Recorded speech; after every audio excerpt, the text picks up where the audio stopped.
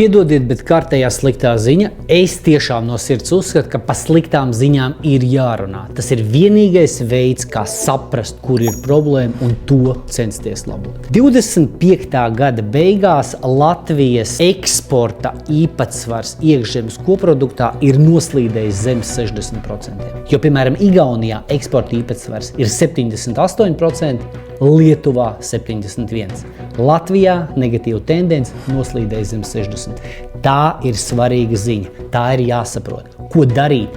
Veicināt, atbalstīt, sekmēt eksportētājs, palīdzēt, jautāt, strādāt valdībai principā mikroekonomiskā līmenī, runāt ar lieliem ražotājiem, lai saprastu, ko viņiem vajag, lai viņi būtu eksporta spējīgāki, lai viņi būtu konkurētspējīgāki. Nevis gudri vāvļot par to, bet mums taču ir arī labās ziņas. Paskatieties, kādi mazi forši mīļi jauki panākumi vienā vai otrā mikrosektorā, no kura Latvijas eksporta spējai, Latvijas iekšzemes koproduktam un plašākā nozīmē Latvijas iedzīvotājiem nav nekādas jēgas.